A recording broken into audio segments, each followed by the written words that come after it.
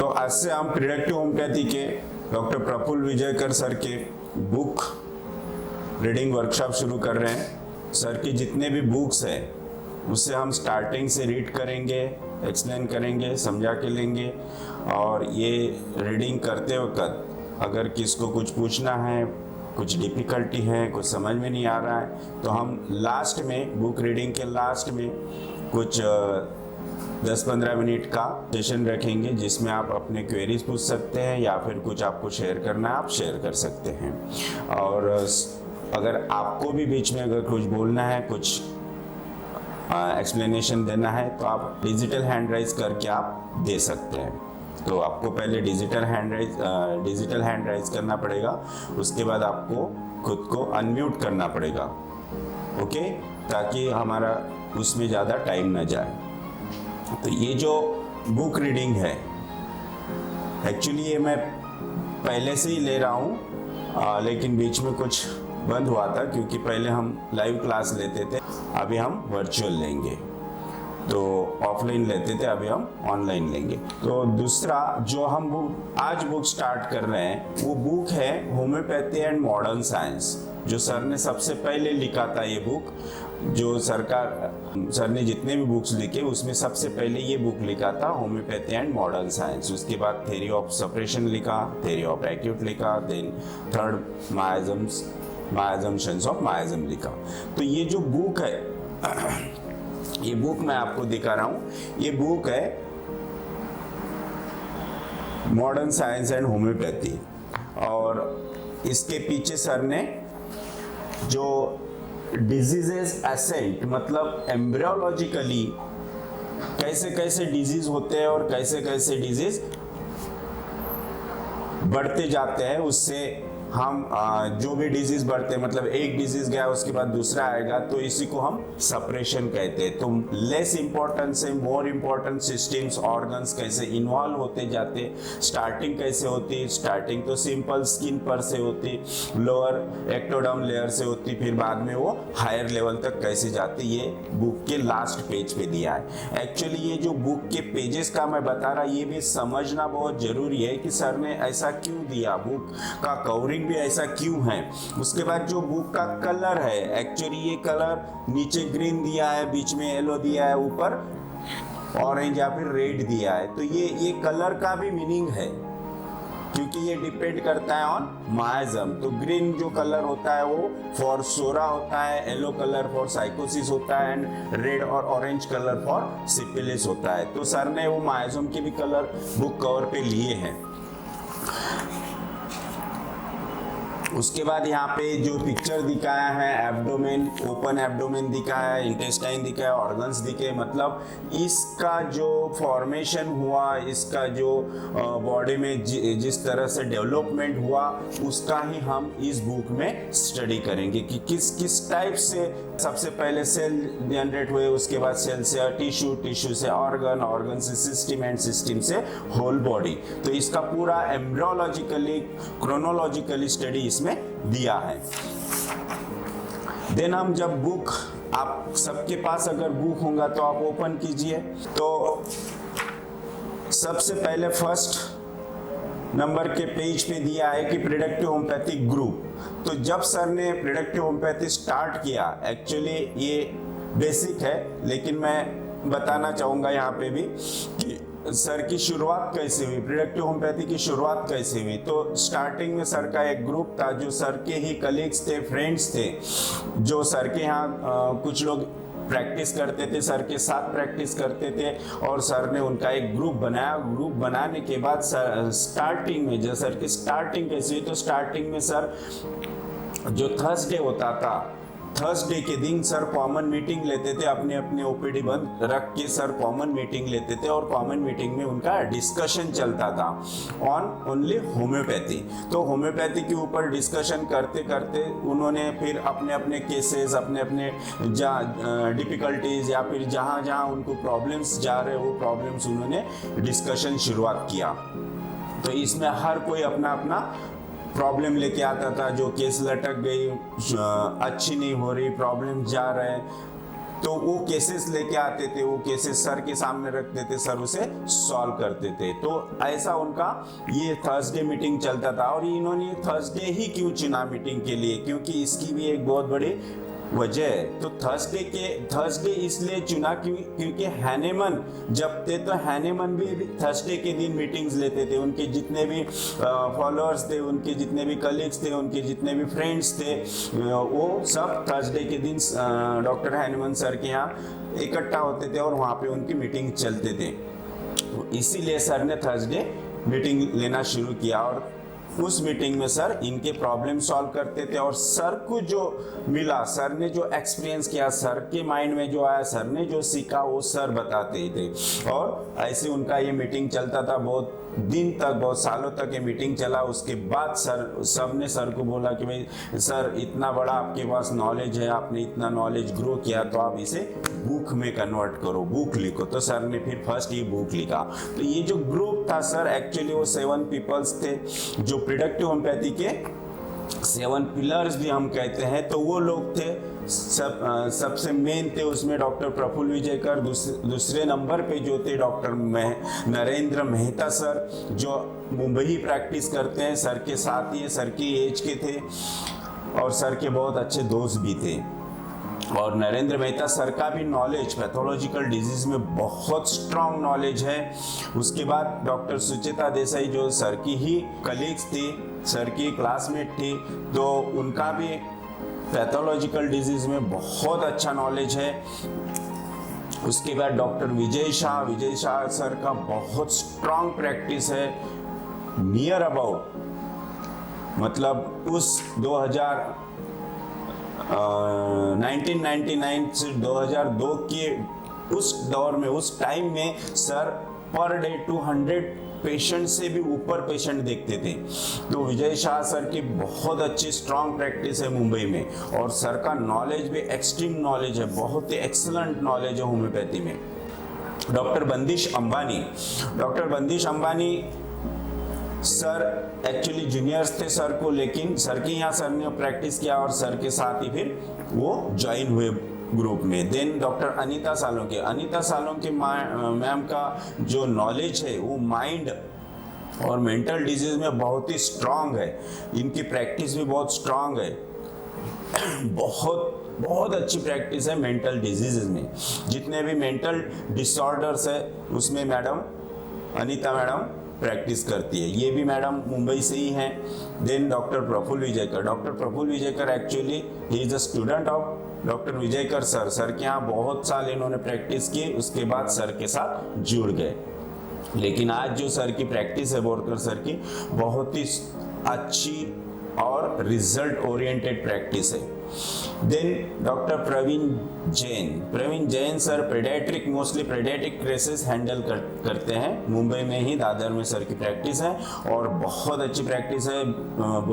Praveen Jain sir ने बहुत सारे बुक्स लिखे हैं और इनमें अभी जितने भी ये डॉक्टर्स हैं, इनके पर्सनली सबके अलग अलग बुक्स है। बुक्स भी नेट पे अवेलेबल है, आप लोग नाम डाल के बुक्स भी देख सकते हैं। बहुत अच्छे नॉलेजेबल बुक्स इन्होंने लिखे हैं और बहुत प्रैक्टिस में काम आने वाले बुक्स है, क्योंकि सब प्रैक्टिकल एक्सपीरियंस इन्होंने इस बुक में लिखा है।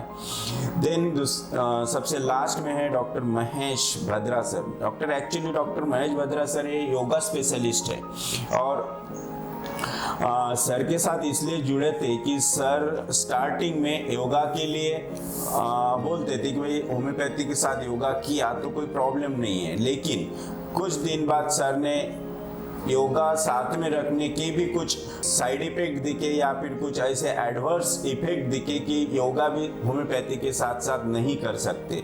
तो फिर बाद में सर ने योगा का भी साथ में करना बंद कर दिया। तो ये 7 to 8 पिलर्स है जो प्रोडक्टिव होम्योपैथी को स्टैंड किया इन्होंने और इतने सारे लोग आज वर्ल्ड में उनसे जुड़े हुए, प्रिडिक्टिव होम्योपैथी फॉलो करते हैं और प्रिडिक्टिव होम्योपैथी से सक्सेसफुल प्रैक्टिस कर रहे हैं। तरह से जाते हैं, इस तरह से पढ़ना शुरू करते हैं तो एक बुक का ओवरऑल व्यूज हमने आ जाता है कि एक्चुअली इस किताब में क्या है। तो थोड़ा सा नॉलेज पहले ही हमें प्रीव्यू उसका आ जाता है, थोड़ा नॉलेज आ जाता है ताकि आगे का बुक पढ़ना थोड़ा इजी हो जाए। इसीलिए इंडेक्स में दिया है 10 चैप्टर्स।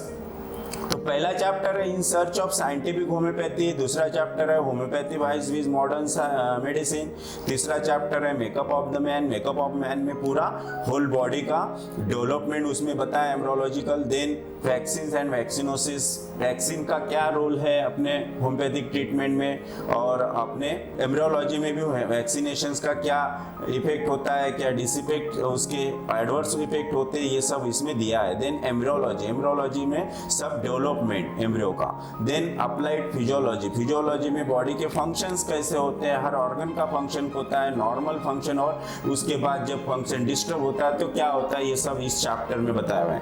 देन एंडोक्राइनोलॉजी, एंडोक्राइनोलॉजी में पूरा एंडोक्राइन सिस्टम कैसी बनी, उसके बाद उसके क्या क्या सिक्रीशंस है वो भी इसमें पढ़ाया, और सिक्रीशन के क्या क्या इफेक्ट बॉडी पे होते हैं, कौन से ऑर्गन पे उसके इफेक्ट्स होते हैं वो भी इसमें बताया। Then immunology and homeopathy, immunology कैसे डिस्टर्ब होती है और होम्योपैथी का उसमें क्या रोल है, ये इम्यूनोलॉजी एंड होम्योपैथी में बताया। देन बाद में पार्ट आता है रेपर्टरी, रेपर्टरी का क्या इंपॉर्टेंस है, क्यों रेपर्टरी पढ़ना चाहिए, रेपर्टराइज करना चाहिए हर केस को, वो इसमें बताया। उसके बाद genetic constitutional prescribing, genetic constitutional prescribing means GCS, GCS ही क्यों देना चाहिए, हैनेमन ने क्यों बोला कि हर पेशेंट को जेनेटिक कॉन्स्टिट्यूशनल मेडिसिन दो, सिंगल मेडिसिन सिंगल डोज, और ये इसमें सर ने एक्सप्लेन किया है। तो ये इस टाइप का बुक्स है, ये इंडेक्स है, और हम अब धीरे धीरे आगे बढ़ेंगे। तो पहला जो चैप्टर है इसमें आपको कुछ बोलना है तो आप बोल सकते हैं, मैं 2-4 सेकंड का टाइम आपको देता हूँ, कुछ पूछना है पूछिए, किसी का हैंड रेज नहीं है, मतलब आगे बढ़ते हैं। तो chapter first, in search of scientific homeopathy, in search of scientific homeopathy. Sir ने देखो स्टार्टिंग ही कितने जबरदस्त वर्ड से किया है कि साइंटिफिक होम्योपैथी, और डॉक्टर विजय शाह ने इस चैप्टर को लिखा है। डॉक्टर्स ने इस बुक के डिफरेंट चैप्टर्स लिखे हैं, तो सबसे पहला चैप्टर लिखा है डॉक्टर विजय शाह सर ने। तो सर ने जो इसका स्टार्टिंग किया तो एक स्ट्रॉन्ग बेस लेके स्टार्टिंग किया, कि जैसे कि doctor Newton of UK has proved that light is made up of rays. Light made up करने के लिए कितने सारे साइंटिस्ट लोगों ने मेहनत की होंगी, एक्सपेरिमेंट किए होंगे, लेकिन उसमें न्यूटन सक्सेस हुए, और न्यूटन ने जो शोध लगाया ये light is made up of rays, और उसके आगे भी वो यही नहीं रुके तो उसके आगे भी गए। Again in the same era it was Michael Faraday of France who proved that light is made up of particles। देखो लाइट ओनली रेज से नहीं बना है, तो लाइट पार्टिकल से, मतलब और डीप में चले गए। इसी तरह से हम होम्योपैथी में इसी तरह से डीप जाते जाएंगे अभी, कि होम्योपैथी मतलब जो पहले से डॉक्टर्स प्रैक्टिस करते आ रहे हैं कि दो मेडिसिन कोई पेशेंट आया जिसको हेडेक है तो हेडेक के जितने भी मैथमेटिका में मेडिसिन है उसका कॉम्बिनेशन बना और दे दो, ऐसा नहीं है। This is not a right homeopathy. आपको जीसीएस देना पड़ेगा, कॉन्स्टिट्यूशनल मेडिसिन देनी पड़ेगी, तो उसके लिए उतना डिटेल में आपको जाना पड़ेगा, उतना डिटेल पेशेंट के उस मतलब बॉडी तक पहुंचना पड़ेगा, इंटीरियर ऑफ उस मैन के इंटीरियर तक पहुंचना पड़ेगा, तब हमें जाके समझ में आएगा कि जीसीएस ही क्यों देना है। तो इसी तरह से जो विजय शाह सर ने जो शुरुआत की न्यूटन का एग्जाम्पल यहाँ पे लेके कि light is not made up only rays, it is made up from particles, both were true. Yes, जो माइकल फैराडे थे वो भी राइट है और न्यूटन भी राइट है, क्योंकि दोनों का मीनिंग एक ही है, दोनों से बन तो एक ही रहा लाइट, है ना। रेज को भी अगर हम माइक्रोस्कोपिकली देखते हैं तो ऐसे डॉट डॉट डॉट डॉट दिखते हैं, मतलब पार्टिकल्स ही है। So both were about the same universal truth. Yes, in the field of science, two theories says two different truths regarding the same subject become unacceptable. So there was big rift or chasm. The scientists of that era were divided and the chasm persisted. Then in 1971, 20th century, after many decades, the founder of today's modern science, Albert Einstein, proved with his law of relativity, E is equal to mc square, that both of them were true. Yes. तो देखो ये जब के जिन्होंने doctor Newton और Michael Faraday's ने जो निकाला, वही अभी के डॉक्टर्स ने इसे प्रूव किया। जैसे कि उनके बाद आए आइंस्टाइन, अल्बर्ट आइंस्टाइन, उन्होंने इसी लॉ को, जो उनका संशोधन था, उसी संशोधन को इन्होंने प्रूव किया कि नहीं, वो भी राइट थे, बराबर है, वही है। और उसी तरह से होम्योपैथी के बारे में हुआ, जो हैनेमन ने उस वक्त लिख के रखा, वो आज एक एक चीज प्रूव होते जा रही है, क्योंकि तब तो उनको ऐसा प्रूफ देने के लिए कुछ उनके पास नहीं था, कि क्योंकि तब ना कोई माइक्रोस्कोप था, ना कोई ऐसा इंस्ट्रूमेंट था कि जिसकी वजह से वो प्रूव कर सके कि this is right, this is right. उन्होंने इतना अच्छा साइंस लिख के रखा, एम्ब्रियोलॉजिकली, जेनेटिकली, क्रोनोलॉजिकली उसको प्रूव, मतलब लिख के रखा, लेकिन वो हर चीज अभी प्रूव हो रही, क्योंकि अभी वो इंस्ट्रूमेंट है, अभी हम उसको साइंटिफिकली प्रूव कर सकते हैं, तब ये नहीं था। तो इसी तरह से इन्होंने अभी ये law of relativity, that is equal to mc square, prove किया, that both of them were true. Light is made up of both rays and particles. In the rays of the light, the energy is delivered in quantum or bundle particles. Yes, thereby he bridged the historical chasm or rift in science.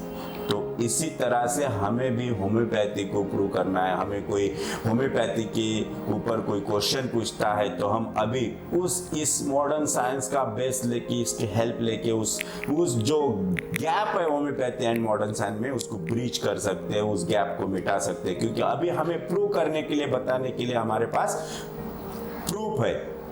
हम, क्योंकि Hahnemann sir ने जब वो science लिखा, तो वो हर बार ये लिखते थे कि लॉजिकली इमेजिनेशंस, उन्होंने जो इमेजिन किया, उन्होंने जो सेंस किया, उसको उन्होंने लिख के रखा, क्योंकि उस वक्त कोई प्रूफ नहीं था उनको डायरेक्टली बताने के लिए ऐसा ही है करके, इसीलिए उन्होंने homeopathy is a logical system बोला है, right. So thereafter new era in the science has begun. This was one of his best service to the world of the science. Yes, so similarly about 200 years ago it was Dr. Hahnemann who was the first in the medical science to say that every individual is a different individual. अब देखो, तब doctor Hahnemann ने 200-300 years before ऐसा कहा था कि each and every individual is a different individual. तब तो उनके पास कुछ ऐसा साधन नहीं था ये बताने के लिए, लेकिन उनकी इमेजिनरी पावर कितनी जबरदस्त थी, जिससे उन्होंने ये लिख के रखा, और वो आज हम प्रूव करते हैं, क्योंकि हर इंसान अलग अलग है, एक नहीं है, क्योंकि हर इंसान का माइंड अलग है, हर इंसान के डिजायर एवर्जन्स अलग है, हर इंसान की सेंसिटिविटी अलग है, इसीलिए वो एक में को डिफर करते हो। Okay, so whereas an animated body organism is ultimately governed by life force or vital force. Dr. Hahnemann said that his science is based on the universal law, the law of nature. The law of nature, yes, this is the strong base of homeopathy. क्योंकि अगर homeopathy में law नहीं होता तो homeopathy को कोई importance नहीं होता। And what are they, what is this all about? A universal law means it remains applicable everywhere. That's why it is called universal law, है ना। यूनिवर्स में आप कहीं पे भी जाओ, ये आपको ये वहां पे आप अप्लाई कर सकते हैं, हर जगह इसको अप्लाई कर सकते हैं। That's why it is a law of nature, it is a universal law, and that's why homeopathy is a universal science, universal practice of medicine. Okay, not only in our part of earth but also anywhere outside the sphere of earth. It would quote few example of universal laws: law of gravity, law of action and reaction, law of thermodynamics and law of relativity is equal to mc square. जैसे ये laws है different, उसी तरह से law of nature भी है जो homeopathy का बेस है। तो ये जैसे यूनिवर्सल है वैसा ही ये लॉ ऑफ नेचर यूनिवर्सल है। Yes, then the medical science, as everyone knows, has made development. It reached up to electron microscope and went down to see at genetic level, and genome theory came up. Yes, जब ये electron microscope आया उसके बाद genome theory prove हो गई। लेकिन देखो Hahnemann ने जेनेटिक कब लिख के रखा? जब कोई इलेक्ट्रॉन माइक्रोस्कोप नहीं था, कुछ नहीं था, ओनली इमेजिनेशन की पावर से उन्होंने लिख के रखा। तो वही चीज अभी हम प्रूव करके दे रहे हैं। So genome theory came up. This theory was categorically proved that every individual is a different individual. Here I would like to stress that doctor Hahnemann said the same things, a universal truth 200 years ago that modern science says today. Unfortunately, there are very few talkers and believers of his theory. Why? देखो, इतना scientific होने के बाद भी, इतना strong base होने के बाद भी, इतना कॉन्क्रीट होने के बाद भी सभी लोग बिलीव नहीं करते,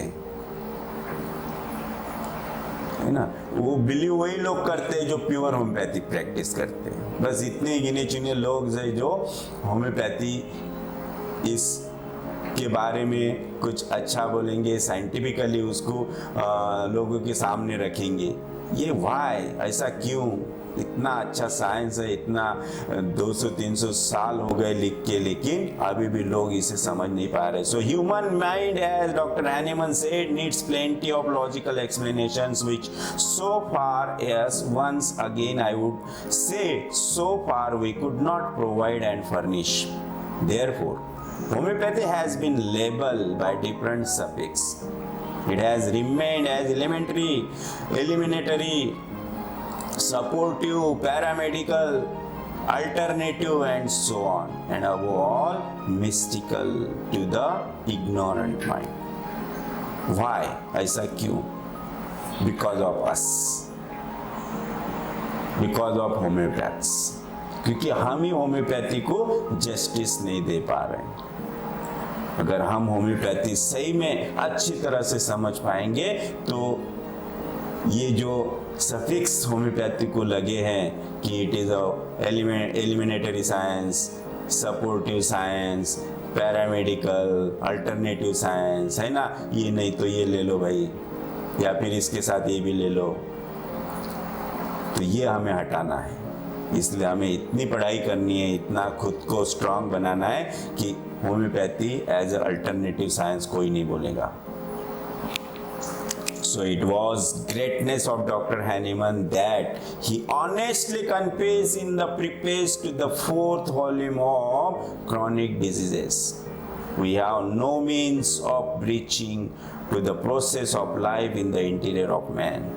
To speculative conclusions from what is happening, we are unable to furnish conclusive proofs of our explanations, since they take place by processes entirely different.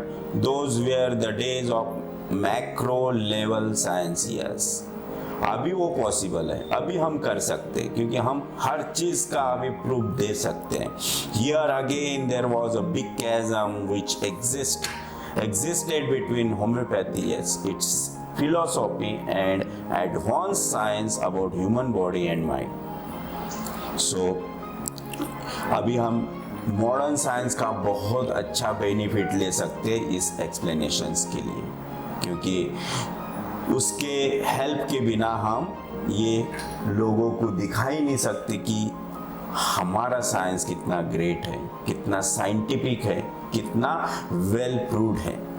So about 10 years ago, it was Dr. Praful Vijayakar who started the process of bridging the gap between homeopathy and modern science. Between these two sciences, homeopathy and advanced sciences of the human body, by providing conclusive logical explanation and making beautiful correlation between these two. Yes. तो Vijaykar sir ने बहुत ही अच्छी तरह से इस gap को breach किया है, बहुत ही अच्छी तरह से हर चीज का उन्होंने साइंटिफिकली एक्सप्लेनेशन दिया है। तो ये बुक जब हम पूरा पढ़ेंगे तो आप लोगों के समझ में आएगा कि सर ने कितना डिटेल, कितना साइंटिफिकली इसको प्रूव किया है। So therefore I have known him as Einstein of homeopathy। इसीलिए विजयकर सर को अभी पूरे वर्ल्ड में कहते हैं कि होम्योपैथी के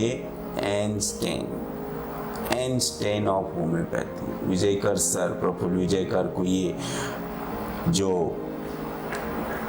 लोगों ने पदवी दी है एंस्टेन ऑफ होम्योपैथी, आज जब सर की डेथ हुई थी तो टीवी पे भी इसी की न्यूज़ आई थी कि Einstein of homeopathy has no more। Yes, so Times of India में भी Einstein of homeopathy no more ऐसी न्यूज़ आई थी। So Dr. Russell Swift of Florida, USA also endorses this। So now homeopathy has started to find solid footing to prove as a universal science of medicine। Let us see the theme behind this। Yes, why it is a universal science। So interpretation of symptomatology and concept of the disease in homeopathy has remained altogether different since the time of its inceptions। The disease is an expression of the distressed internal malady। Yes, so what is disease? Disease is nothing but the only disturbed internal malady, distressed internal malady। अब internal malady क्या है? Internal malady means that is our vital force। So the disease is an expression of the distressed internal malady। When temperate, the disease disappears only to reappear in the deeper and more vital organs। है ना? तो एक जगह से, क्योंकि why ये एक जगह से दूसरी जगह ट्रांसफर होगा, क्यों ये इस ऑर्गन से दूसरे ऑर्गन में जाएगा, क्यों ये एक सिस्टम से दूसरे सिस्टम में जाएगा? क्योंकि जैसे हमारे अंदर वाइटल फोर्स है वो एक एनर्जी है, उसी तरह से disease is also an energy. तो एनर्जी नेवर बी क्रिएटेड और destroyed, it can only transfer from one form to another. इसीलिए ये ट्रांसफर होते रहता है लेस इंपॉर्टेंट ऑर्गन से मोर इंपॉर्टेंट ऑर्गन पे। तो the disease, okay, this has been ridiculed for centuries as science was not involved। The explanation was based on faithful and truthful experiments and observation।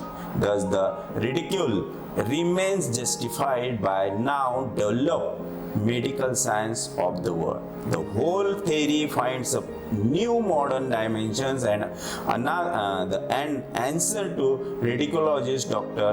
Vijayakar sir's explanation। Yes, तो इन सभी को sir ने ये उनके questions, उन्होंने जो label किया था उसको डिनाई किया थ्रू हिज थ्योरी।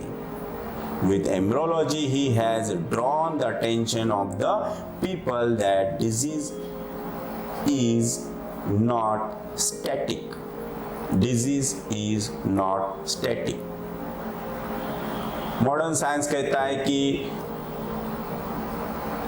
कोई भी एक सिस्टम में कुछ भी प्रॉब्लम आता है उसको ट्रीट करो, फिनिश।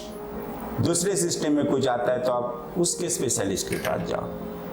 हेड बोलता है, हेड वाला बोलता है, मतलब आइज वाला बोलता है ईयर्स वालों के पास जाओ, ईयर्स वाला बोलता है नोज वालों के पास जाओ। लेकिन ये जो थ्योरी सर ने यहाँ बताई कि डिजीज आर नॉट स्टैटिक, है ना, वो एक सिस्टम से अलग से दूसरे सिस्टम में ट्रांसफर हो रही है। व्हाई? कुछ तो इंटरनल कनेक्शंस है जिसकी वजह से ये यहाँ से वहाँ मूव हो रहा है, ट्रांसफर हो रहा है। सो but the disease or the symptoms of the disease moves from one system to another. What appears to be completely different disease are actually linked together. Yes. तो ये किस चीज से लिंक है, क्यों ऐसा हो रहा है ना, यहाँ से वहाँ क्यों ट्रांसफर हो रहा है? They have connections with each other and have common origin. They are the diseases exhibited in different systems at different times only to attract the attention of the onlooker that everything is not well within. यही इसका meaning है। जो internal में lady बोली है, that means vital force, internal energy, वो कहीं ना कहीं डिस्टर्ब है। और उसको डिस्टर्ब किसने किया? जिसने भी किया उसे कहते हैं डिजीज, है ना। तो वो भी एनर्जी है, डिजीज भी एनर्जी है, इसीलिए ये यहाँ से वहाँ ट्रांसफर हो रही है। They are the disease exhibited in different system at different times only to attract the attention of the onlooker that everything is not well within. It is ignorance of the onlooker who is lacking in mindful attentions, who pursues that certain symptoms and disease were cured. Certain symptoms and disease were cured. They were not actually cures but suppression. हम बहुत बार claim करते हैं ऐसा, है ना। अगर कोई acute abdomen pain लेके आता है, एक्यूट एब्डोमेन का पेशेंट है और हमने मेडिसिन दे दी है, नेक्स्ट डे पेशेंट आता है, abdominal pain totally disappeared, vanish, है ना। तो एब्डोमिनल पेन था, इंटेस्टिनल पेन था, वो चले गया और वापस पेशेंट 15 दिन बाद आता है कि मुझे जब से ये एब्डोमिनल पेन गया उसके बाद मुझे सीवियर हेडेक होना शुरू हो गया। तो ये क्या है ना। तो मॉडर्न साइंस इसको कहेगा तो वो जब था, वो था जब था एब्डोमेन का था, वो निकल गया। अब इसका उससे कोई रिलेशन नहीं, इसका उससे रिलेशन नहीं, तो ये क्यों आया? एब्डोमिनल पेन जाने के बाद माइग्रेनस पेन क्यों आया, हेडेक क्यों हो रहा है? कुछ तो रिलेशन होगा, कुछ तो कहीं ना कहीं वो वहां से शिफ्ट हुआ, तो कोई ना कोई तो इंटरनल कनेक्शंस होंगे, है ना। तो यही कनेक्शन सर ने यहाँ एक्सप्लेन किए, यही हमें सीखना है कि ये क्यों ऐसा होता है, क्यों ट्रांसफर होता है डिजीज लेस इंपॉर्टेंट से मोर इंपॉर्टेंट ऑर्गन्स में। So they were not actual cures but suppression in order to make a physician understand what is cure and what is suppression. तो उसी को सर ने कहा है कि it is an suppression. अगर temporary disappearance of symptoms है तो समझ लेना कुछ तभी गड़बड़ है, कुछ तभी गड़बड़ हो गई। पेशेंट अगर आता है, आपने फर्स्ट टाइम उसको मेडिसिन दी और सेकंड टाइम जब पेशेंट आता है कि मुझे बहुत अच्छा लग रहा, तो समझ लेना कुछ तभी गड़बड़ है। और वो गड़बड़ फाइंड आउट करने के लिए आपको सबसे पहले देखना पड़ेगा ये गया, लेकिन गया कहाँ? इसको कहीं ना कहीं से तो निकलना होना चाहिए था, इसने कहीं ना कहीं से तो निकलने को होना ही था, तो ये कहाँ से निकला? तो आप पूछ सकते हैं कि इसके बाद आपको क्या हो रहा है, इसके बाद कुछ दूसरा आया था क्या, कुछ दूसरा हुआ था क्या? तब पता चलेगा वो सप्रेशन है कि एक्चुअल क्योर है। अगर वो लेस इंपॉर्टेंट से निकलता है दैट मीन्स गुड। जैसे कि एब्डोमिनल पेन था, वो पेन चले गया, उसके बाद अगर पेशेंट बोलता है कि उसके बाद थोड़ा सा बॉडी पे रैश जैसा मुझे लगा 2-4 दिन, उसके बाद वो भी निकल गया, that means it is cure. क्यों क्योर हो गया।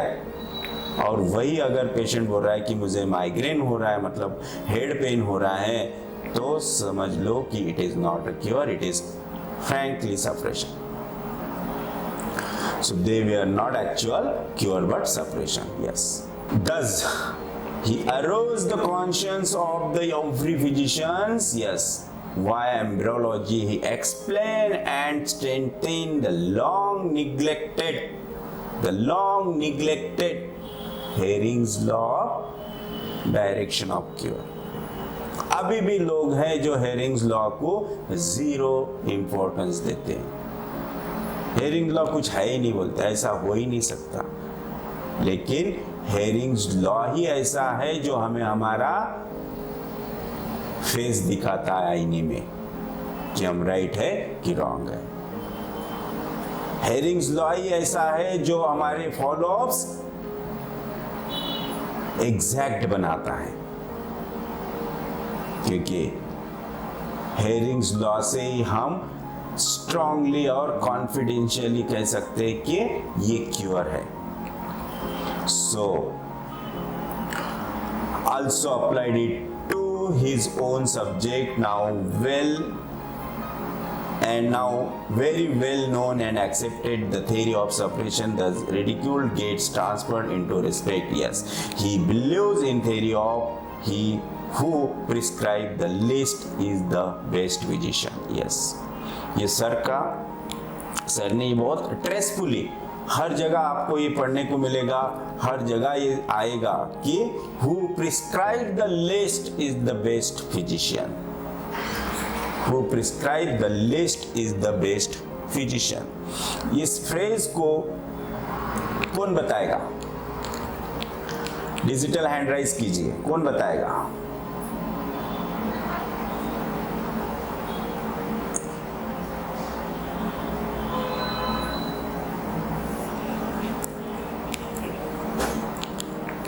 Okay, very good.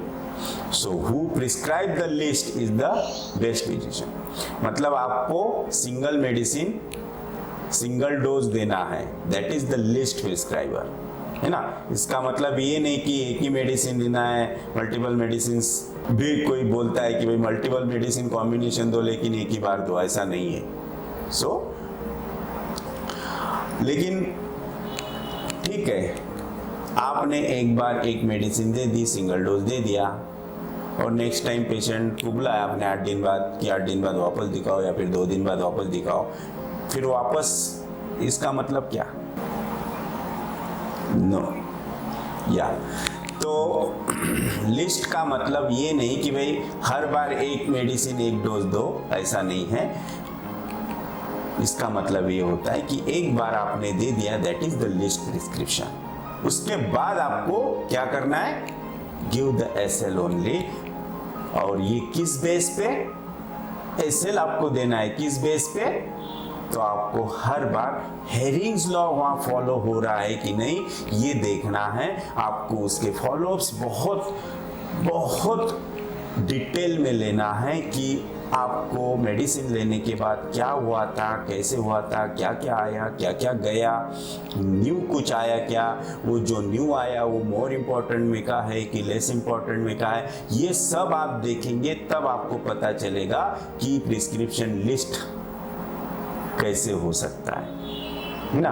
तब आपको अगर पेशेंट को मोर इम्पोर्टेंट में से कुछ नहीं आया है तो आपको गिव द एसएल, पेशेंट को आपको एसएल देना है, that means list prescription. Okay, so by this he gives importance to the fact that there is a resident medical officer in each individual in the form of natural immunity। जो ये RMO है ना अपने body के अंदर, residential medical officer, that is our immunity. सबसे पहले इसको सैल्यूट करना है, सबसे पहले इसको रिस्पेक्ट देना है, उसके बाद हम आते हैं। वो क्या कर रहा है पहले देखो। फॉर एग्जाम्पल कि अगर आपने कल कुछ खा लिया, होटल गए, होटलिंग किया, कुछ खा लिया और नेक्स्ट डे आपको एक 5-6 लूज मोशंस हुए, बड़े बड़े लूज मोशंस हुए, इसका मतलब क्या है? जो भी आपने खाया वो फूड हो पॉइजनस भी हो सकता है, उसमें कुछ टॉक्सिन्स भी हो सकते हैं, या फिर वो उसमें बैक्टीरिया होंगे, जो भी हो सकता है ना। बैड फूड हो सकता है जो आपने कंज्यूम किया और आपके बॉडी ने उसे आपके लिए पॉइजन समझा, इसलिए बॉडी उसको बाहर फेंक रही है। तो बॉडी उसको बाहर क्यों फेंक रही है? बिकॉज ऑफ आवर आरएमओ, है ना, क्योंकि आरएमओ वहां वर्किंग कर रहा है कि this food is not beneficial to you, इसलिए उसको पहले बाहर फेंको। और हम क्या करते हैं, सबसे पहले लूज मोशन स्टॉप कर दो, नहीं तो डिहाइड्रेशन हो जाएगा, है ना। हम उस लूज मोशन को स्टॉप कर देते हैं। मतलब जो इतना अच्छा वर्किंग कर रहा था, जो आपके भले की सोच रहा था, उसे हम बाजू में कर देते हैं कि तू चुप बैठ, है ना, तूने इतने सारे लूज मोशंस दे दिए, और हम उसको साइड बाय कर देते हैं और पेशेंट को मेडिसिन देके उसके लूज मोशन स्टॉप कर देते हैं। This is wrong, this is against the law, क्योंकि पहले उसे उस फूड को जो टॉक्सिनस है उसको बाहर आने दो। उसके बाद जब वो residential medical officer, that means your immunity becomes low, weak, patient feels dullness, weakness, उसके बाद आपका काम शुरू हो जाता है। अगर ऐसा हुआ है, दैट मीन्स उस इम्यूनिटी से वो संभाले नहीं जा रहा है, आपको वहां उसकी हेल्प करनी पड़ेगी, तब आप उसको मेडिसिन दे सकते हैं। और उस वक्त जब आप मेडिसिन देंगे तो उसको वो राइट स्टिमुलेंट होगा और वो अच्छी तरह से स्टिमुलेट होके अच्छी तरह से वर्क करेगा। और हम ऐसा नहीं करते हैं, हम हर बार प्रिस्क्रिप्शन देते हैं, और वो prescription is not a list prescription, उसको हम लिस्ट प्रिस्क्रिप्शन नहीं कह सकते। आपको वही प्रिस्क्राइब करना है जहां जरूरत है, otherwise no, give the SL, है ना। कोई भी लूज मोशन का पेशेंट आता है तो सबसे पहले उसको मेडिसिन देना ही नहीं है। पहले देखना है कि वाइटल फोर्स, इम्यूनिटी वहां वर्क कर रही है, तो wait and watch, give the SL.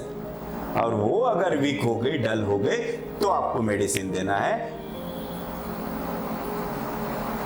तब आप सर का एक्यूट चार्ट भी यूज कर सकते हैं।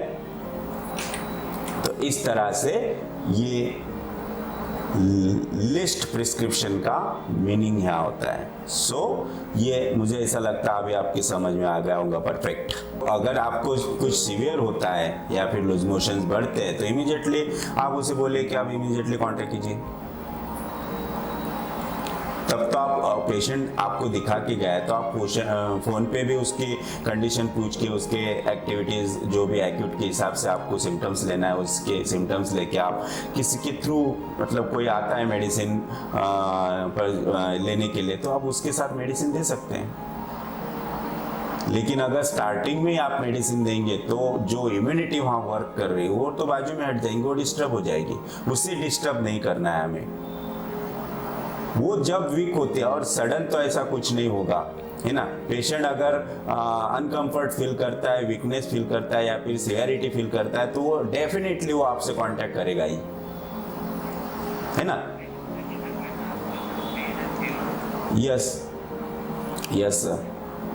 तो या सुनिए, अगर ऐसा है तो आप पहले देखिए कि सिवियरिटी क्या है, कितने सिवियर है, और पेशेंट की एक्टिविटी आपको देखनी पड़ेगी। एक्चुअली हम ये एक्यूट का पार्ट है, हम एक्यूट में ये सीखने वाले हैं। अगर उसको सीवियर एब्डोमिनल पेन है, वोमिटिंग भी उसके साथ है, लूज मोशंस भी हो रहा है, और पेशेंट डलनेस फील कर रहा है, वीकनेस फील कर रहा है, देन आपको वहाँ श्योरली मेडिसिन देना है। लेकिन पेशेंट के एक्टिविटी में अगर कोई चेंज नहीं है, मतलब इतना सीवियर एब्डोमिनल पेन है, लूज मोशंस है, फिर भी वो वर्किंग में है, वर्क कर रहा है, एक्टिविटी नो चेंज है, तो आपको वहां पे एसएल देना है। इसका मतलब ये है कि उसकी इम्यूनिटी वहां वर्क कर रही है। अगर उसमें वीकनेस आया, डलनेस आया, देन आपको मेडिसिन प्रिस्क्राइब करना है। अगर पेशेंट को सीवियर एब्डोमिनल पेन है, इसका मतलब क्या है, सीवियरिटी बढ़ गई,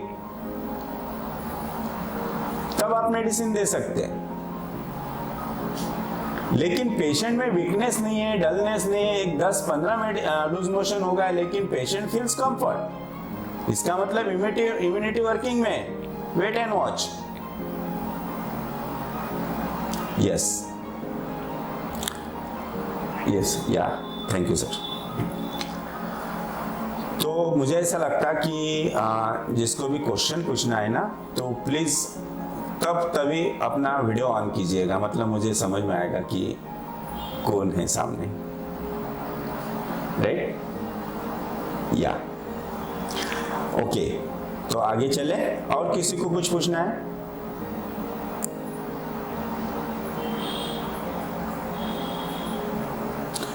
okay, so the journey of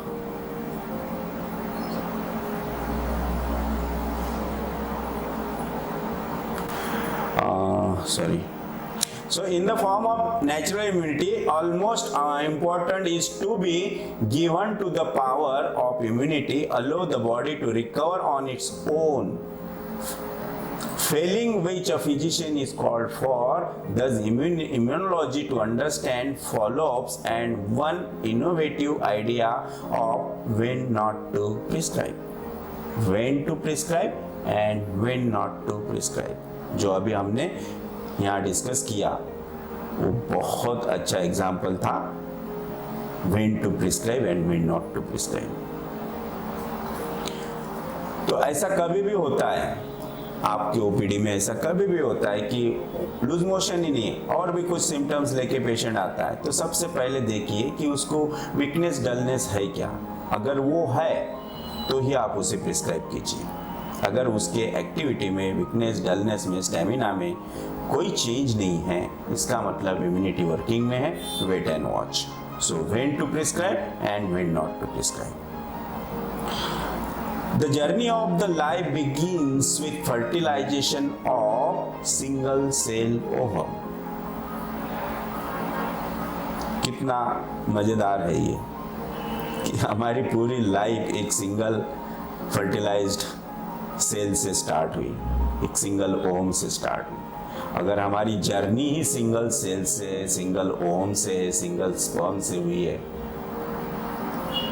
हमारा बेस ही सिंगल है, हमारी बॉडी सिंगल है, हमारा वाइटल फोर्स सिंगल है, तो ये सब सिंगल चीजों को अगर कुछ होता है तो उसे क्योर करने के लिए भी सिंगल मेडिसिन, सिंगल डोज ही काफी है ना।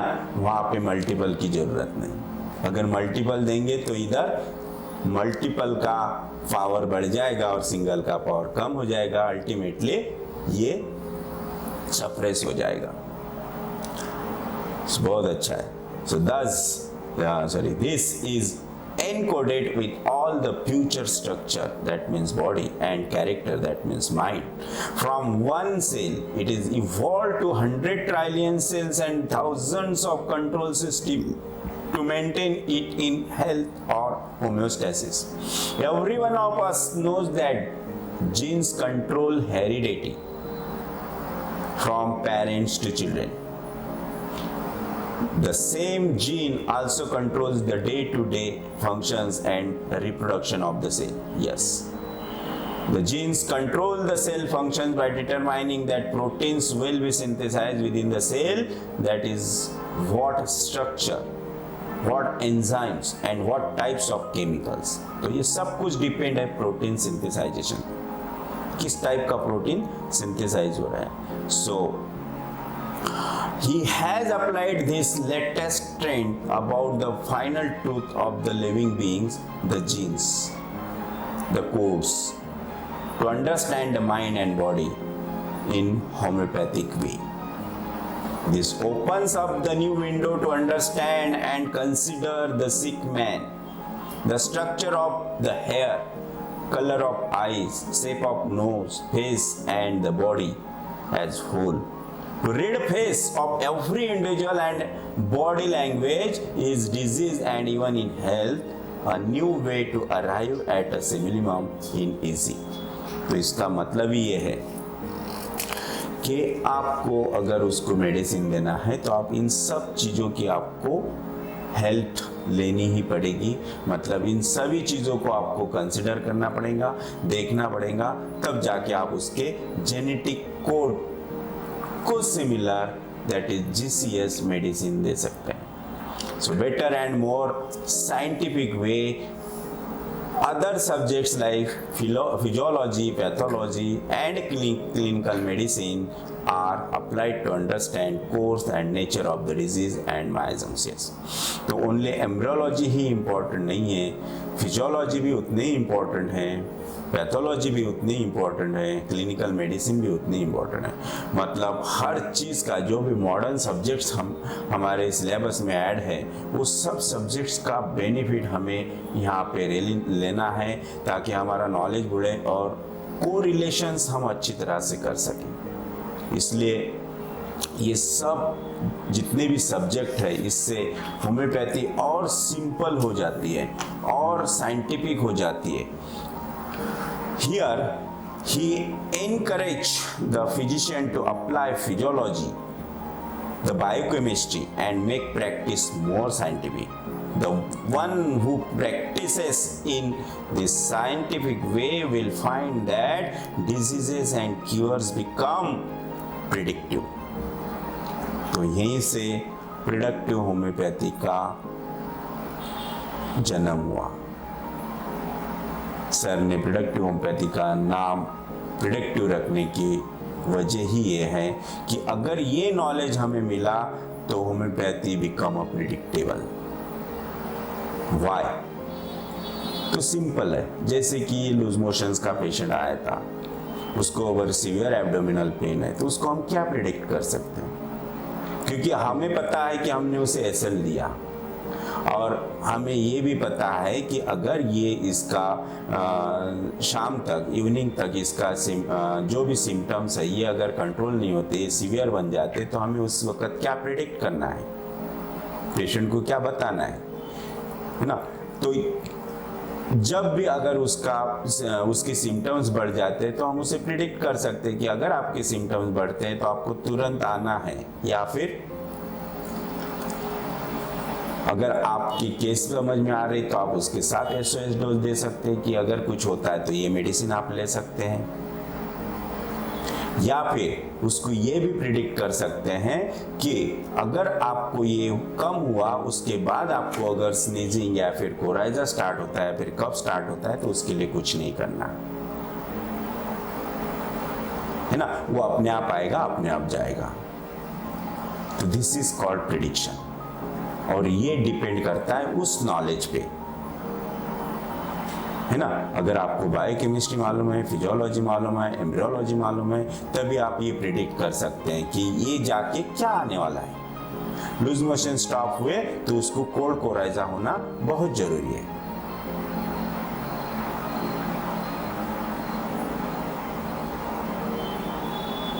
तो इस तरह से वो क्योर होगा।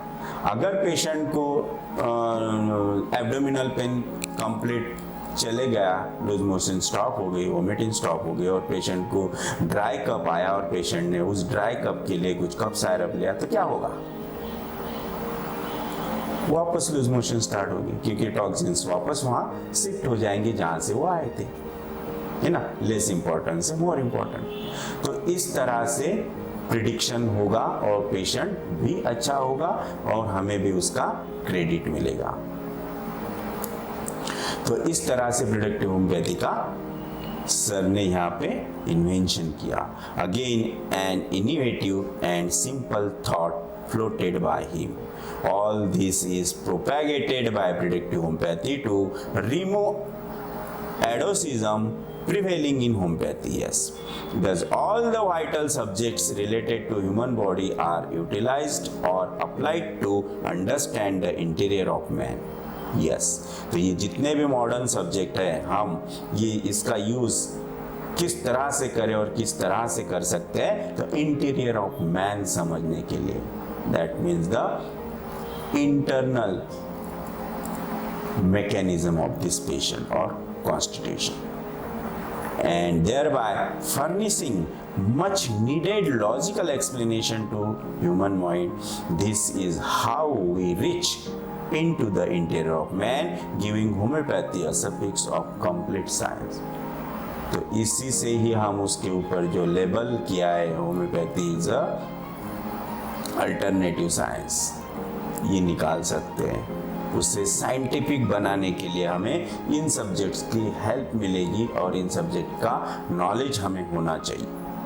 We are here to instill the confidence and thereby to produce confident homeopaths whose mind will find reasoning to explain his act acceptable to the science as a whole.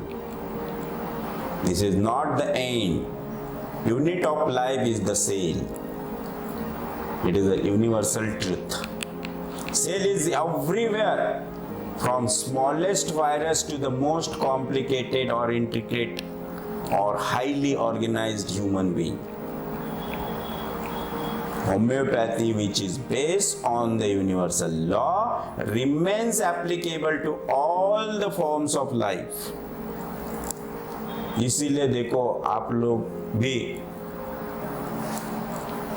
Veterinary practice भी करते होंगे, कभी कभी कोई आता होगा आपके पास भी कि भाई हमारे डॉग को ये हुआ, कैट को हुआ, काऊ को ये हुआ, तो हम वहाँ पे भी होम्योपैथी ट्राई करते देते हैं, क्योंकि it is a universal science. Life even if it exist anywhere away from the earth, yes, something like extraterrestrial or ET. Our homeopathy, universal science of healing, is bound to act even on their planet. जहाँ कहाँ life है, live organisms है, वहाँ हम homeopathy दे सकते हैं, क्योंकि it is a universal. So in future, one should expect a consulting homeopath on Mars and Jupiter, or maybe planetary physician. हो सकता है ना, क्योंकि लोग अभी भी सोच रहे हैं कि मून पे जाने का, मंगल पे जाने का, है ना, तो हो सकता है अपना भी नंबर लगे वहाँ गए हुए लोगों को ट्रीट करने के लिए. इसीलिए ये दिन भी कोई दूर नहीं है, आने वाला है. तो this is the first chapter. तो इसमें कुछ आप शेयर भी कर सकते हैं.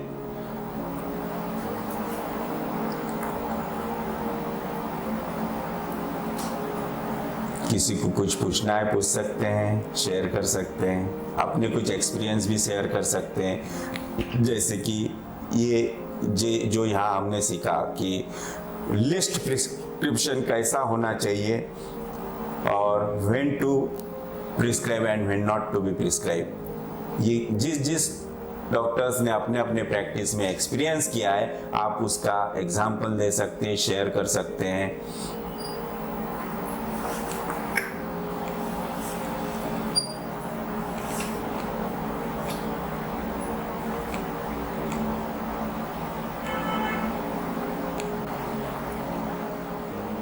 मेरे पास स्टूडेंट्स आते प्रैक्टिस के लिए, मैं वो जब आते तो पहला क्वेश्चन उनको यही बोलता हूँ कि भाई आप मेरे पास क्या सीखेंगे. बोलते होम्योपैथी. लेकिन मैं उनको बोलता कि मेरे पास कुछ भी नहीं सीखने के लिए, सिखाने के लिए, क्योंकि मैं कभी मेडिसिन प्रिस्क्राइब नहीं करता. बहुत रेयरली मेडिसिन प्रिस्क्राइब करता, हर बार एसएल देता. तो आप एसएल पे क्या सीखने वाले हो, है ना. तो इस तरह से अगर आपके पास भी कोई एग्जाम्पल होगा कि आपने ये एसएल दे के पेशेंट अच्छा किया, तो आप शेयर कर सकते हैं. आपको भी एक्सपीरियंस आया होगा कि when not to prescribe and when to be prescribe, तो आप बता सकते हैं.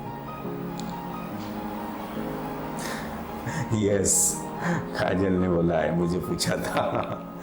Yes, thank you.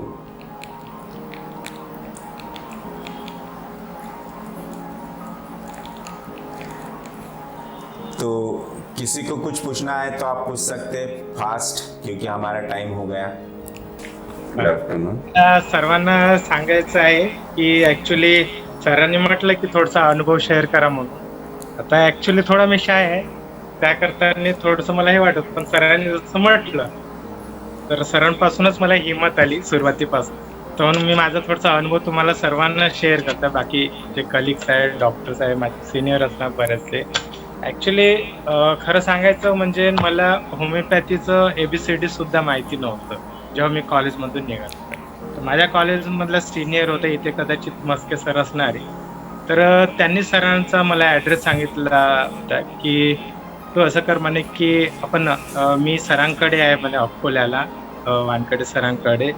सरांची खूप छान प्रॅक्टिस आहे म्हणे. तू इथे ॲलोपॅथी करण्याच्या व्यतिरिक्त किंवा बघ आरएमएसशिप करण्याच्या व्यतिरिक्त तू तिथे एक 2 दिवसासाठी तरी सरांकडे ये, म्हणजे तुला सर्व समजून जा.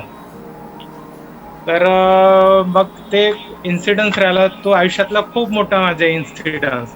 मग मी अकोल्याला सरांकडे गेलो. मी सर्वांना सांगत आहे जे व्हिडिओ ऑन करून बघत आहे आणि सरांकडे आता क्लासमध्ये आहेत ते, मला बिलकुल काही येत नव्हतं. इवन मी सांगतो की मला BHMS मला म्हणजे होमिओपॅथीचा एक ड्रग सुद्धा माहिती नव्हता बरोबर. ते फर्स्ट मध्ये आर्सेनिक वगैरे राहते ब्रँड, तर मला असं एकदम प्लेन होतं. आणि असं होतं माझं डिसाईड केलं की चला आपणही आपल्या गावामध्ये, जर माझं नेटिव्ह प्लेस आहे छोटंसं यवतमाळ जिल्ह्यामध्ये वणी तहसील मध्ये, तिथे जाऊन आपण जीपी करायची. सरांकडे गेल्यानंतर मी पहिल्या वेळेस सरप्राईज झालो की सरांची ओपीडी बघून नंबर ऑफ पेशंट आणि दुसरं सरांचं काउंटर. मी पहिलं काही नाही बघितलं, पहिलं सरांच्या काउंटरवर जाऊन बघितलं. बापरे, म्हणजे होमिओपॅथीची एवढी मोठी ओपीडी राहते, कलेक्शन. मी सरप्राईज झालो त्या वेळेला. आणि बापरे म्हटलं, म्हणजे इथं का 500 न हजारच्याच नोटा दिसत आहे सरांच्या काउंटरवरती. म्हटलं बर, ते एक वेगळी साईड झाली. मग जेव्हा मी म्हणजे आणि जाताना मला असं एक हे वाटत होतं की जर मग कसं सरांकडे ऍक्च्युली जसं सरांनी पहिले स्टार्टअप केलं होते की क्लास सुरू करताना की खूप सारे मराठी मीडियमचे मुलं आहे, हिंदी मीडियमचे आहे, मग आम्हाला सर हे जमणार की नाही म्हणून खूप आम्ही याच्यापासून वंचित राहिलो क्लासपासून. का प्रेडिक्टिव्ह जसं विजेकर सरांकडे गेलं की तर थोडंसं हाय रेंजमध्ये सरांकडे गेलं तर सर म्हणजे असं वाटत होतं, म्हणजे सर जसे बसायचे असं, म्हणजे सरांची भीती नाही वाटायची कुठल्या याची की सर सांगत आहे तर म्हणजे असं. आणि सरांविषयी कधी असं वाटलं नव्हतं की सुपेरिटी कॉम्प्लेक्स. हॅलो, हा बोल ऐका. सुपेरिटी कॉम्प्लेक्स किंवा सर म्हणजे असं वाटतच नव्हतं की सरांसोबत म्हणजे सरांजवळ राहिलं तर असं वाटत होतं की म्हणजे आपलं एक आपले सिनियर ज्युनियरचं असं काहीच वाटत नव्हते. सगळे एकदम मस्त मजा करत सर्व सांगायचे आणि त्याच्या करताना असं वाटायचं नाही की खरंच आपण म्हणजे शिकणार की नाही. तो अनुभव एक वेगळा राहिला. हा, आता तुम्हाला सर्वात महत्वाचं सांगत आहे, जेव्हा मी सरांजवळ होतो त्यावेळेला 2-3 दिवस वाटलं की म्हणजे आपलं होमिओपॅथी आपल्याला काहीच समजणार नाही आहे. त्याच्या करताना मी थोडं फ्रस्ट्रेट झालो. सरांच्याच हॉस्पिटल समोर एक SBIची बँक आहे, मी तिथे जाऊन एकटा बसलो. तर माझा मित्र जो सिनियर होता डॉक्टर मस्के, ते मला शोधत आले. मला म्हणे अरे राजी इथं का बरं बसलाय म्हणे. मी म्हटलं आपल्याला काय होमिओपॅथी काय जमणार नाही बाबा म्हटलं, कारण एवढी मोठी हिस्ट्री घ्यायला लागते, त्याच्यानंतर एक आणि एवढ्या हिस्ट्रीमधून अजून एकच मेडिसिन सिलेक्ट करावं लागते. एवढं काय मी हुशार नाही, मी पहिल्याच कॉलेजमध्ये बॅक बेंचर होतो म्हटलं आणि मला पास व्हायला खूप वेळ लागला. त्याच्या करताना आपलं काही जमणार नाही म्हटलं, मी गावाला जातो, माझी जनरल प्रॅक्टिस करतो. तर त्यांनी मला समजवलं बघ म्हणे यार, मी सुद्धा तेवढ्या दुरून साकोलीवरून आलो, मला सुद्धा सुरुवातीला तुला जे क्वेश्चन्स आहे मला सुद्धा तेच होते. तर त्याने म्हटलं तू एक काम करशील, फक्त सरांजवळ तू बस, हिस्ट्री घेऊ नको काय नको, फक्त सरांकडे बघत राह. सर क्वेश्चन्स काय करतात पेशंटला आणि सर आणि रेपर्टाईज कसं करतात. तर मी 5-6 दिवस फक्त सरांजवळ बसलो. मग सरांना म्हटलं, मग मी सरांना बोलून दाखवलं. सर म्हटलं माझ्याच्याने नाही जमणार सर म्हटलं मला, कारण म्हटलं एवढं मी टॅलेंट नाही आहे की म्हणजे प्युअर होमिओपॅथीची प्रॅक्टिस करू शकणार म्हणून. तर सरांनी मला 2-3च वाक्य म्हटले, तू काहीच करू नको आहे, फक्त तू माझ्याजवळ बस आणि मी काय करतो त्याच्याकडे फक्त लक्ष दे, ओनली फॉर ऑब्झर्वेशन, फक्त बाकी कुठलंच काय नको करू. 5 दिवस फक्त माझ्याजवळ बस आणि 6व्या दिवसात तू डिसिजन सांग, तुला जायचं जाऊ शकतो, फक्त तू 5 दिवस दे मला. मग मी तसंच केलं. सकाळी 9:30 वाजता आमचे क्लासेस व्हायचे, सर्व माझे कलिग्स होते मित्र. तर 9:30 वाजता सरांच्या क्लिनिकमध्ये जायचं, तर बिलकुल सरांजवळच बसायचं. मग 5 दिवसात मला असा अनुभव आला की सर एवढ्या इझिली, म्हणजे आपल्याला जी भाषा समजणार आहे त्या भाषेमध्ये एकदम इझी रुब्रिक्स घ्यायचे जे दैनंदिन मध्ये जे रुटीन लाईफ मध्ये जे आपण म्हणतो ते बिलकुल आणि सिम्पल रुब्रिक. मग माझा हळूहळू कॉन्फिडन्स वाढायला लागला. मग मी हिस्ट्री, मग सरांनी मला म्हटलं की आता तू 5 दिवस आहे, आता काय कसं वाटतं तुला? म्हटलं हो सर, आता मला बरं वाटतं आणि मला आता आतून असं वाटत आहे की मी हे करू शकतो. मग सरांनी मला 7व्या-8व्या दिवशी म्हटलं की आता तू हिस्ट्री घे. हिस्ट्री घेतल्यानंतर मला असं वाटत होतं की हिस्ट्री घेता येते की नाही. सर म्हटलं अरे तू घे तर मी बघतो, तू टेन्शन नको. मग मी हिस्ट्री घेतली. हिस्ट्री घेतल्यानंतर सरांनी मला एवढं म्हणजे माझ्यामधली पॉझिटिव्हिटी वाढवली आणि चेअरअप केलं. अरे बाप, तू किती चांगला हिस्ट्री घेतो बघ म्हणे, चांगल्या व्यक्तीला जमत नाही. आणि सरांनी माझा आत्मविश्वास एवढा वाढवला आणि त्या आत्मविश्वासाच्या भरोशावरती आणि सरांच्या नॉलेजच्या आशीर्वादाच्या थ्रू आज मी पूर्ण सेटल आहे. आणि आज मी जे काही आहे, माझी जे काही ओपीडी असत, खूप काही म्हणता येणार नाही, पण खूप चांगल्या प्रकारे ऍटलिस्ट मी आज म्हणजे समाजामध्ये नाव किंवा बाकी सर्व याच्यामध्ये आज जे काही आहे तर डॉक्टर वानकडे सर जे मी म्हणजे गुरु समजतो त्यांच्यामुळे आज आहोत. आणि थँक्यू सर, सरांनी मला वेळ दिली बोलायसाठी, त्याबद्दल थँक्यू.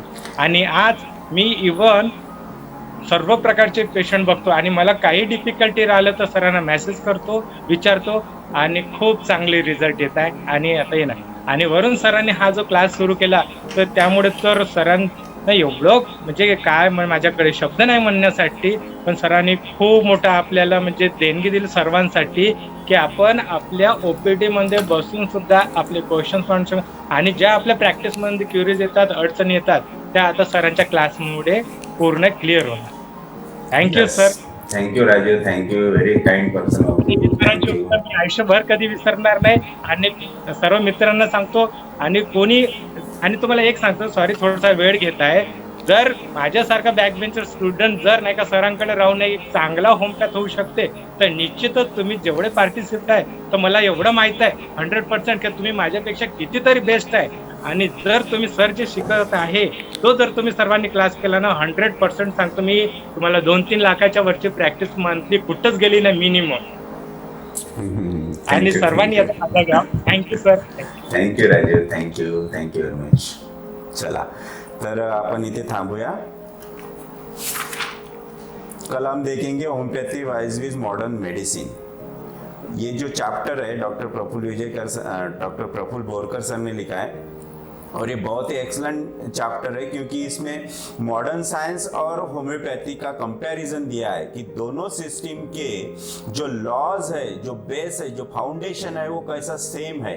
दोनों पैथी के जितने भी लॉज है जिस पे इसका फाउंडेशन बेस है वो सेम होने के बाद भी प्रिस्क्राइबिंग सिस्टम क्यों अलग है, तो इसका कल हम इस चैप्टर में स्टडी करेंगे. Okay, thank you very much. Bye bye. कल तक, यस, कल तक बाय बाय. ओके.